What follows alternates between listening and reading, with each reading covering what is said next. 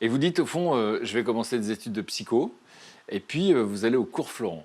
Et là, quand vous êtes au cours Florent, vous êtes dans quel état d'esprit? Plein d'espoir ou inquiet?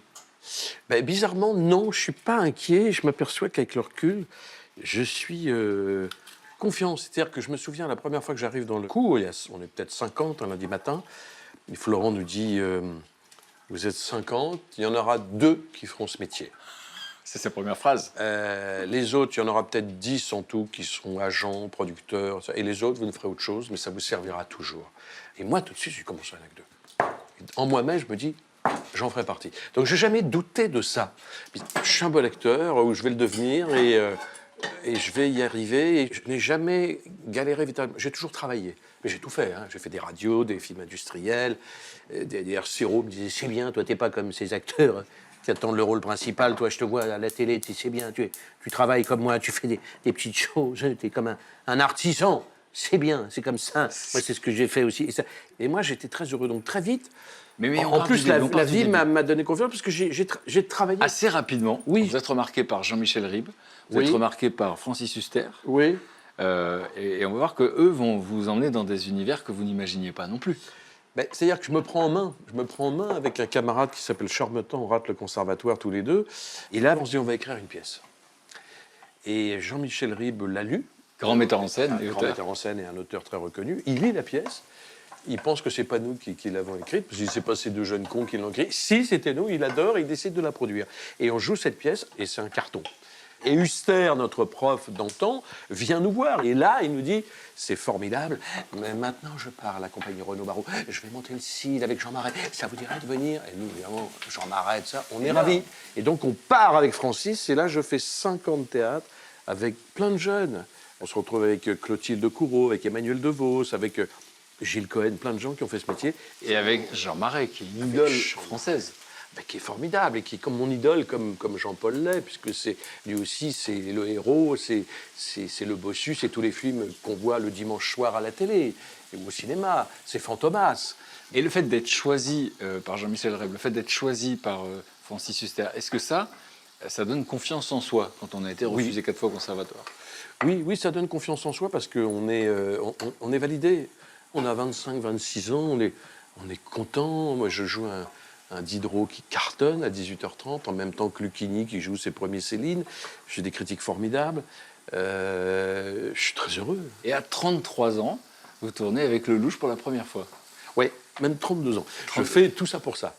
Et ce qui est amusant, c'est que j'ai toujours fui mes talents d'imitateur et il cherchait, comme par hasard, un acteur qui savait imiter. Je vois Claude, il fait bonjour. Ah bon, il paraît que vous savez imiter? Je dis oui, un petit peu. Ça. Bon, alors demain, vous m'apprenez ça, et on se revoit. Et c'est un des premiers films où on me repère, et justement, à travers ce personnage qui imite ce que j'avais fui. Et alors, pourquoi vous l'aviez fui? Parce que je voulais être acteur. Et acteur, c'est pas Il n'y imitateur. a pas de catalogué. Ouais, vous fuyez ça, et en fait, c'est ça qui vous fait basculer dans une autre dimension. Exactement. C'est amusant, hein? Ouais. En tout cas, c'est le premier film qui me rend... où les gens commencent à me repérer. Tu vois, j'entends dans le métro, ah tiens, c'est le mec de... Ils savent pas mon nom, hein, mais ah, c'est le mec qui joue dans un truc, ah, je vous ai vu, etc. Claude Lelouch qui va vous donner un autre rôle, pas longtemps après. 2 ans après, à peine, il me fait venir dans son bureau, il me dit, bon, on va retravailler ensemble, et tu vas jouer avec Jean-Paul Belmondo.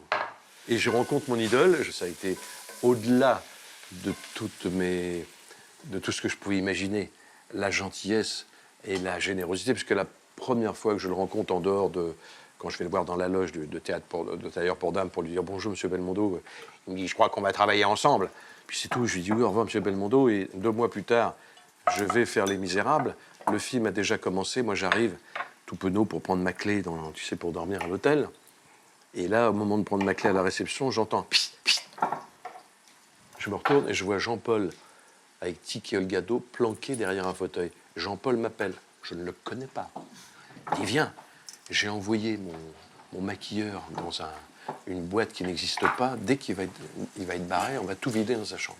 Et là, il amène, je ne sais pas d'où, une chèvre vivante dans le couloir qu'on met dans la baignoire de Charlie Coubé-Sérian.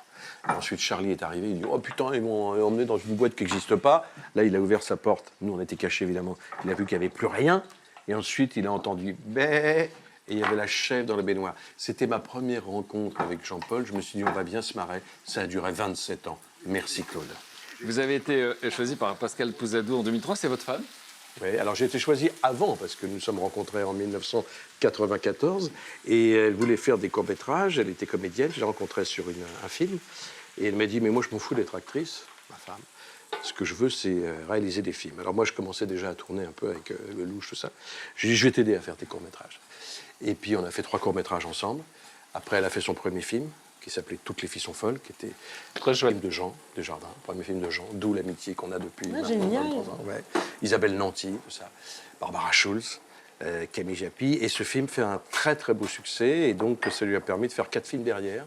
Puis elle m'engage dans tous ses films. Alors c'est pour ça que... Vous n'avez pas l'air de vous en Mais plaindre. c'est pour ça que je reste avec elle. Hein. Mec horrible. Non, mais je la force jamais. Mais elle aime bien parce qu'elle trouve que je mets une bonne ambiance et que je suis pas mauvais. Donc voilà, effectivement. vous avez Mais enfin, bien on a été. fait 2 beaux garçons ensemble. Ça aurait pu être une histoire d'un tournage et ça a fait l'histoire d'une vie. Oh, c'est beau. Et on verra demain comment s'est passé, parce qu'il y a eu évidemment d'autres expériences, d'autres succès qui ont amené d'autres choses dans votre vie. On en parlera demain. Mais avec grand plaisir, mon cher. Et pendant le Frédéric. dîner, on va s'intéresser au premier pas de Kim Berose, d'accord? Avant de faire alors, 2 disques ça- d'or, elle va nous raconter ce qui s'est passé. Parce que oui, comment on disque fait pour d'or. passer de sa chambre, parce qu'elle était dans sa chambre. Au disque d'or. Au Mais c'est disque ça qui est d'or. génial dans nos métiers. C'est extraordinaire. On est toujours, On est je chanceux. crois, le petit garçon ou la petite fille. qu'on Mais était. cet enfant-là est toujours vivant quelque part. Toujours, en nous, toute notre toujours. vie, je pense. Ouais. Ouais, on met longtemps à devenir jeune, tu sais, comme disait. C'est vrai. Hein. C'est beau. Il y a la phrase magnifique de Groucho Marx qui dit, dans chaque vieux, il y a un jeune qui se dit, qu'est-ce qui s'est passé? J'adore.